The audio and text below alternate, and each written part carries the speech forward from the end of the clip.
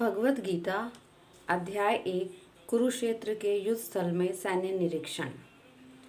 धृतराष्ट्र ने कहा, हे संजय, धर्म भूमि कुरुक्षेत्र में युद्ध की इच्छा से एकत्रित हुए मेरे तथा पांडु के पुत्रों ने क्या किया।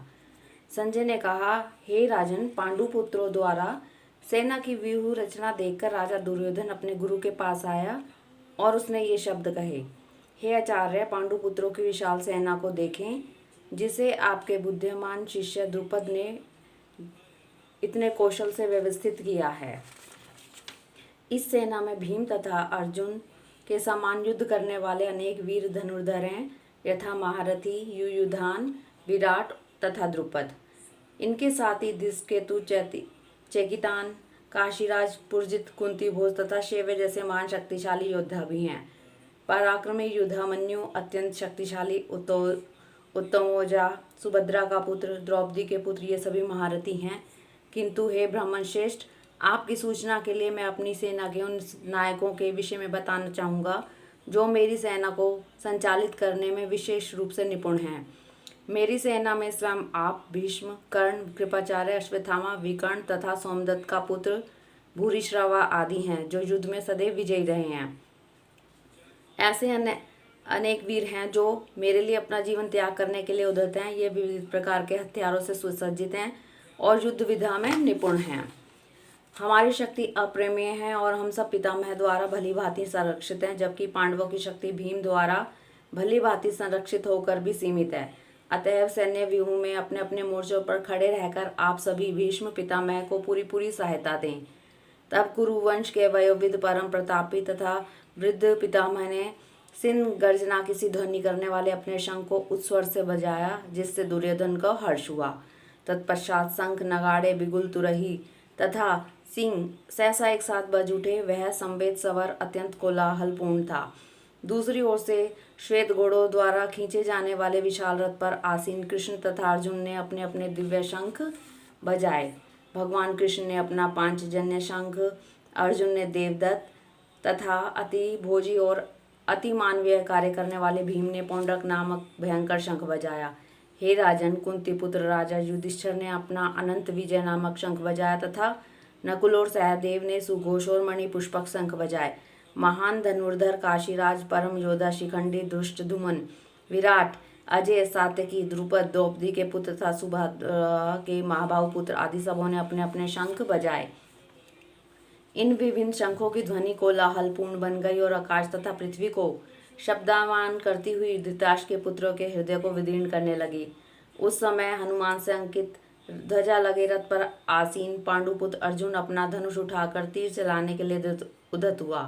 हे राजन, धृतराष्ट्र के पुत्रों को व्यूह में खड़ा देखकर अर्जुन ने श्री कृष्ण से ये शब्द कहे। अर्जुन ने कहा, हे अच्युत, कृपा करके मेरा रथ दोनों सेनाओं के बीच में ले चले, जिसमें यहाँ उपस्थित युद्ध की अभिलाषा रखने वालों को और शास्त्रों की इस महान परीक्षा में जिनसे मुझे संघर्ष करना है, उन्हें देख सकूं। मुझे उन लोगों को देखने दीजिए जो यहाँ पर धृतराष्ट्र के दुर्बुद्धि पुत्र को प्रसन्न करने की इच्छा से लड़ने के लिए आए हुए हैं। संजय ने कहा, हे भरतवंशी, अर्जुन द्वारा इस प्रकार संबोधित किए जाने पर भगवान श्री कृष्ण ने दोनों दलों के बीच में उस उत्तम रथ को लाकर खड़ा कर दिया। भीष्म, द्रोण तथा विश्व भर के अन्य समस्त राजाओं के सामने भगवान ने कहा कि हे पार्थ, यहाँ पर एकत्रित सारे कुरुओं को देखो। अर्जुन ने वहाँ पर दोनों पक्षों की सेनाओं के मध्य में अपने चाचा ताऊओं, पितामहों, गुरुओं, मामाओं, भाइयों, पुत्रों, पुत्रों, मित्रों, ससुरों और शुभचिंतकों को भी देखा। जब कुंती पुत्र अर्जुन ने मित्रों तथा संबंधियों को इस प्रकार विभिन्न श्रेणियों को देखा तो वह करुणा से अभिभूत हो गया और इस प्रकार बोला। अर्जुन ने कहा, हे कृष्ण, इस प्रकार युद्ध की इच्छा रखने वाले अपने मित्रों तथा संबंधियों को अपने समक्ष उपस्थित देखकर मेरे शरीर के अंग काँप रहे हैं और मेरा मुंह सूख रहा है, मेरा सारा शरीर काँप रहा है, मेरे रोंगटे खड़े हो रहे हैं, मेरा गांडीव धनुष मेरे हाथ से सरक रहा है और मेरी त्वचा जल रही है। मैं यहाँ और अधिक खड़ा रहने में असमर्थ हूँ, मैं अपने को भूल रहा हूँ और मेरा सिर चकरा रहा है। हे कृष्ण, मुझे तो केवल अमंगल के कारण दिख रहे हैं। हे कृष्ण, मैं युद्ध में अपने सब जनों का वध करने से न तो मुझे कोई अच्छाई दिखती है, न मैं उसमें किसी प्रकार की विजय, राज्य या सुख की इच्छा रखता हूँ। हे गोविंद, हमें राज्य, सुख तथा जीवन से क्या लाभ, क्योंकि जिन सारे लोगों के लिए हम उन्हें चाहते हैं वे ही इस युद्धभूमि में खड़े हैं। हे मधुसूदन, जब गुरुजन, पितृगण, पुत्रगण, पितामह, मामा, ससुर, पौत्रगण, साले तथा अन्य सारे संबंधी अपना अपना धन एवं प्राण देने के लिए तत्पर हैं और मेरे समक्ष खड़े हैं, तो फिर मैं इन सबको भला क्यों मारना चाहूँगा, भले ही वे मुझे क्यों न मार डालें। हे जीवों के पालक, मैं इन सबों से लड़ने को तैयार नहीं, भले ही बदले में मुझे तीनों लोग क्यों न मिलते हों। इस पृथ्वी की तो बात ही छोड़ दे, भला धृतराष्ट्र के पुत्रों को मारकर हमें कौन सी प्रसन्नता मिलेगी। यदि हम ऐसे आतताइयों का वध करते हैं तो हम पर पाप चढ़ेगा। अतः यह उचित नहीं होगा कि हम धृतराष्ट्र के पुत्रों तथा उनके मित्रों का वध करें। हे लक्ष्मीपति कृष्ण, इससे हमें क्या लाभ होगा और अपने ही कुटुंबियों को मारकर हम किस प्रकार सुखी हो सकते हैं। हे जनार्दन, यद्यपि लोभ से अभिभूत चित्त वाले ये लोग अपने परिवार को मारने या अपने मित्रों से द्रोह करने में कोई दोष नहीं देखते, किंतु हम लोग जो परिवार को विनिष्ट करने में अपराध देख सकते हैं, ऐसे पाप कर्मों में क्यों प्रवृत्त हों। कुल का नाश होने पर सनातन कुल परंपरा नष्ट हो जाती है और इस तरह शेष कुल भी अधर्म में प्रवृत्त हो जाता है। हे कृष्ण, जब कुल में अधर्म प्रमुख हो जाता है तो कुल की स्त्रियां दूषित हो जाती हैं और अस्तित्व के पतन से हे वृष्णिवंशी अवांछित संतानें उत्पन्न होती हैं।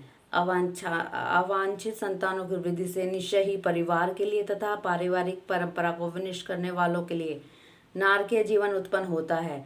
ऐसे पतित कुलों के पुरखे गिर जाते हैं, क्योंकि उन्हें जल तथा पिंड दान देने की क्रियाएं समाप्त हो जाती हैं। जो लोग कुल परंपरा को विनिष्ट करते हैं, इस तरह अवांछित संतानों को जन्म देते हैं, उनके दुष्कर्मों से समस्त प्रकार की सामुदायिक योजनाएं तथा पारिवारिक कल्याण कार्य विनष्ट हो जाते हैं।